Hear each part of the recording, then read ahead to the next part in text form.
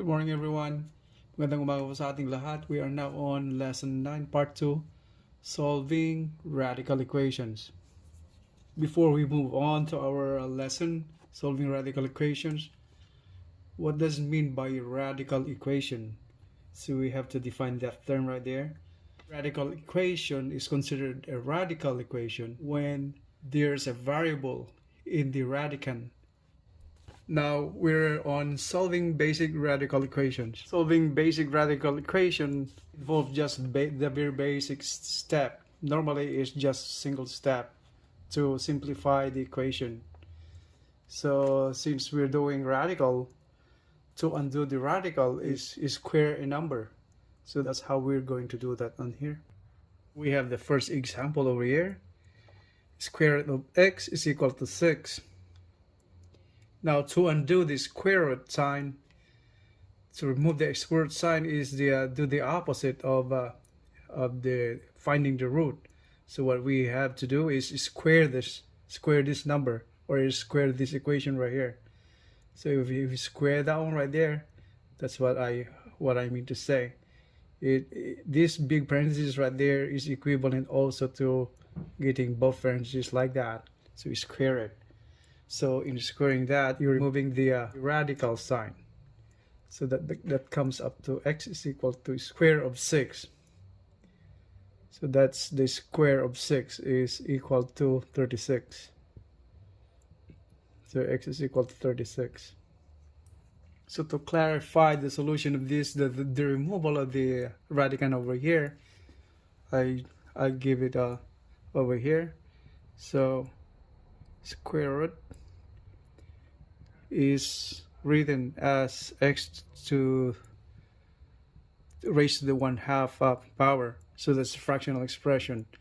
To undo this 1/2 expression, we have to raise the power to a power of 2. So that means the exponent becomes x times 1/2 times 2, or 2 is equal to 2 over 1 actually. So that 2 cancels out. So that becomes just x right there. So that's why we have the value of x right there. The one with the radical sign, you square it, becomes x. Next example we have right here now is, what if we have this kind of equation over here? So x squared is 49. How would you undo the square on that one right there to the power of 2? How would you undo that? So reverse the square is raising this to 1/2 power, and 1/2 power, or what exponent 1/2, that means it is the radical. So we do that, write the radical sign over here, the radical sign over there. Since the radical sign means that x raised to 1/2 power, so that's the 1/2 power right there. That's the representation of the radical sign raised to 1/2 power. So if you go back to the problem, so that means x squared times raised to the 1/2 power, and we have a square root of 49 is 7, right? Because 7 times 7 is 49, so that's 7. And this 2 right here is cancelled out, so that is 2 divided by 2. So we have answer is x is equals to 7. Now if you notice in the original problem equation right here, x squared is equal to 49. We can have a different answer to that also. So in here, x squared is 49. First, our solution was x is equals to 7. There's another answer to that. Why? Is because if we plug in -7 to that x in the place of x, we get 49 also. So let's do that. So that's -7, that's a square. Means -7 times -7. So multiply -7 by itself.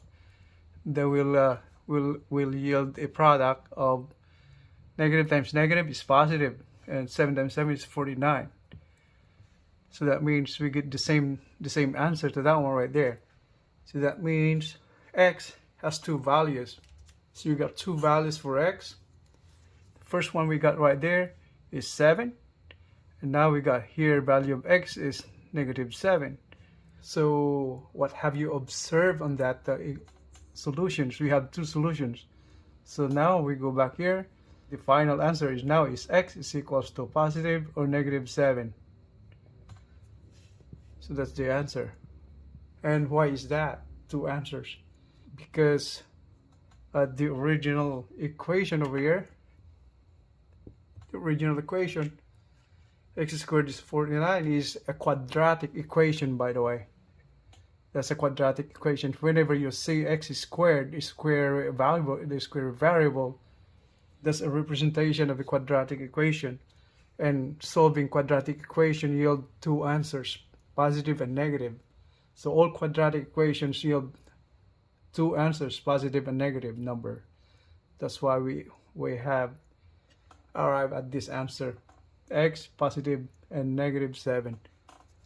Now we're on solving complex radical equations. Now we have the word complex over here. That means everything gets more complicated and more complex. That means solving radical equations involving two or more steps in solving equations. Now we have the first example over here. Square root of x minus 2 equals 3. This is a radical equation again, but it's a little more complex since it involves the variable and constants on the left and the right. So to solve this, it involves more than one steps to solve this equation. First, we have to simplify. So leaving all the just the variable on the left side, so that comes out to just x, and 3 plus 2. Moving the 2 to the right, negative. From negative becomes positive. Now we end up with the square root of x is 5. Now, once again, we have this square root sign right there. To undo the square root is do the opposite of that. That means we have to raise to that to the second power, or square that. So if you square the left, you should square the right side of the equation the same way.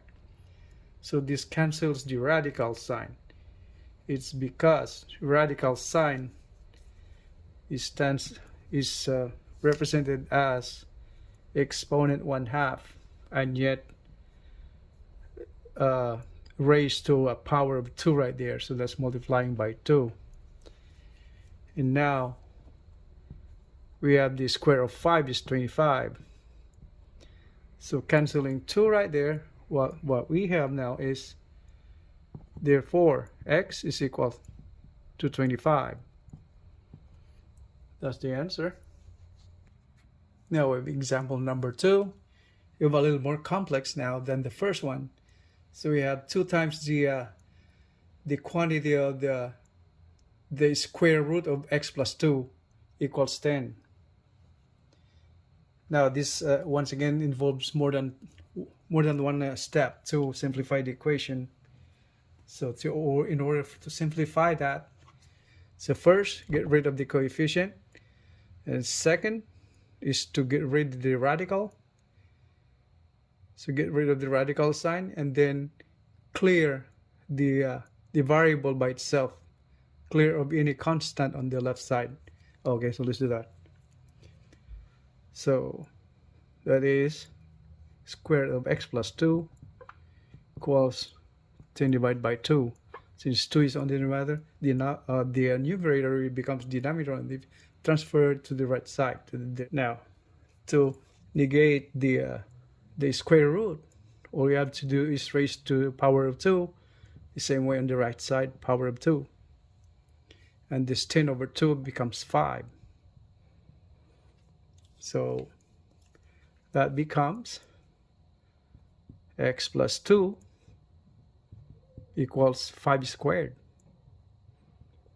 And what is that? 5 squared is 25 minus 2. Since 2 is right there, so we have here now x is equals to 23. So that's the answer. Okay, we have another example. The square root of x squared plus 2 equals 10. It almost looks like this one right here, the second example. But then the second example got a coefficient of 2, and this one don't have. And the variable is x over here, and the variable is x squared over here. So it's a big difference. So let's solve it.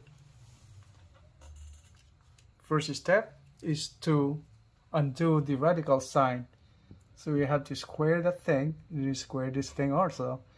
So we come up to x squared plus 2. This radical sign is removed, and 10 squared is 100. And then simplify. X squared is equal to 100 minus 2 is 98. And to undo the square, so the second power, we have to raise this again to the power of 1/2, and this to the power of 1/2, the same thing. And power of 1/2 power is the same as the radical, right? So this one right here, this x is canceled, that one right there, and it comes up to, it cleared the x, and this is equal to the square root of 98.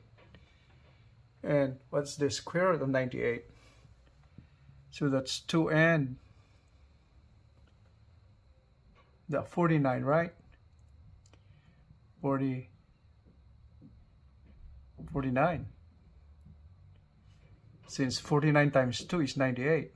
So 9 times 2, 18, 98.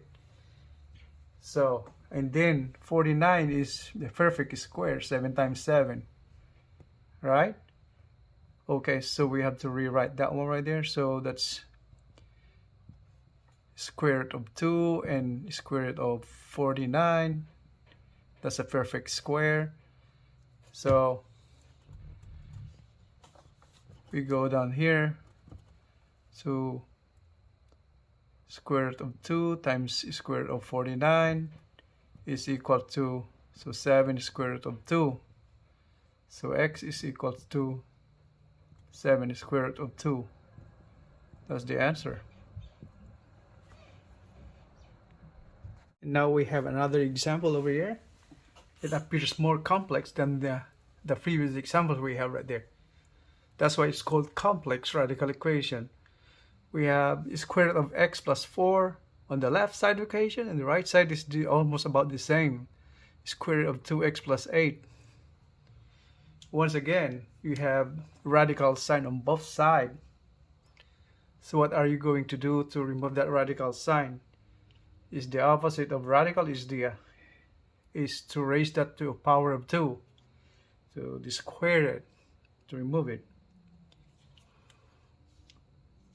So we have to square the whole thing. That means squaring that, squaring this. Okay. So that becomes x plus 4 equals 2x plus 8. That's simple, right? Now all you have to do is simplify. So 2x minus 1x is x, and 4 minus 8 is negative 4. So x is negative 4. That's the answer. It looks more complex, but then the solution is way shorter than the previous ones. Now we have another and the last example in this complex radical equation. 2/3 times the square root of x squared minus 2 equals 2x. That looks simple, but let's say how it goes. So first we have to simplify a little bit. That means this, because we have to clear out this coefficient over here. So remove the coefficient over here. We'll come up to just x squared minus 2 equals, put that on the other side, will be reciprocal of that. So 2x times 3/2, and this cancels out. That's equals to 3x. So we have now x squared minus 2 equals to 3x. Now we end up with the radical sign over here. What they're going to do to remove the radical sign, we have to do is square that. square that thing right there, right? So get rid of that thing, and now we're left out with this the variable n minus 2 is equal to square this one right here. So 3x squared, that means you're squaring the whole thing including the coefficient. So 3 squared is 9 and x squared. So now let's go down to here. X squared minus 2 equals 9x squared. We have this combining like terms. So x squared and 9 squared right there. So if you move this x squared right there, that will come up to just, minus 1 squared, so that's 8 squared. 8 squared, negative 2. And to clear the variable out of that, will come up to negative 2 over 8 equals x squared. Or we have to switch position of those, but becomes x squared is equals to negative 2 over 8 is equals to negative 1/4. So x squared is equal to negative 1/4. Now we're ending up with a negative answer over here, and take a look what's going to happen now. So to get rid of that square right there, to undo the square is raise it to the 1/2 power, and the same thing on here, raised to 1/2 power. 1/2 power is the same as the radical sign. You're getting the square root of it, right? So this one cancels. 2 cancels, so we end up x is equal to square root of negative 1/4. And that's the same thing as square root of negative 1 divided by square root of 4. Right? And then to simplify that one, right, to get rid of the radical sign in the denominator, we don't need any radical sign in the denominator, so get rid of that is multiply by itself. Square root of 4, the same thing on the numerator. So that ends up, that one right there, square root of negative 1 times square root of 4 divided by 4. So we write it back here again. Square root of negative 1 is square root of 4 divided by 4. We're going to a conclusion that is not so positive because we're getting a negative right there. So if you notice, this one is negative square root. The radicand is negative. So whenever you have this radicand that's negative, negative 1 is the equivalent of an imaginary number. That means that's not a real number. And yet we just proceed to simplifying our equation now. So now we come up to x. Value of x is equal to, so the imaginary number times the square root of 4. Square root of 4 is 2 times 2. Right? And divide by 4. And this cancels, you get 2 on the bottom. So that means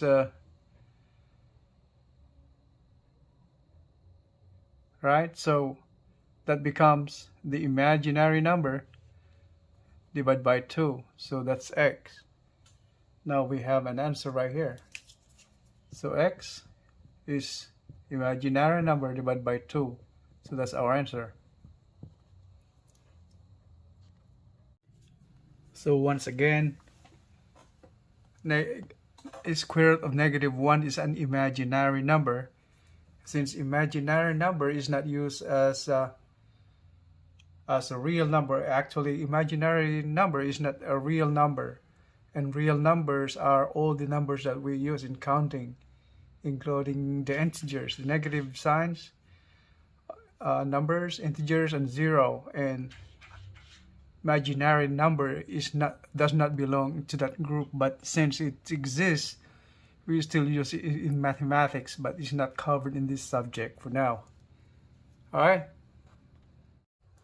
All right, so that ends our lecture, lesson 9, part 2, solving radical equations. To sum it up, solving basic radical equations and solving complex radical equations involves equations with variables. So that's why it's called radical equations. Without the variables in the radicals, it does not be considered as radical equations, but a numerical equation. So that's all. So the techniques learned in this lesson is to undo or to reverse the radical sign is by squaring that term. The same way, if we have a square of a number, you remove the square. The opposite of that is raised to the power of 1/2 to undo the square power of the variable. For the whole lesson 9, including part 1, part 2, we cleared any concerns about radicals. We defined radical, we have subtraction, addition, multiplication, and division, and we solved radical equations. And I hope to see you in the next lesson, lesson 10, Inequalities. Hope to see you there. Thank you. All right, thank you very much, guys, for following my video, my lectures. And if you think I helped you in any way in enhancing your knowledge, solving radical equations, all the aspects of radicals, and you may hit the like button, subscribe button, and share so we can help all other people wanting to know about solving radical equations. Thank you very much, and you guys have a great day. Maraming salamat po.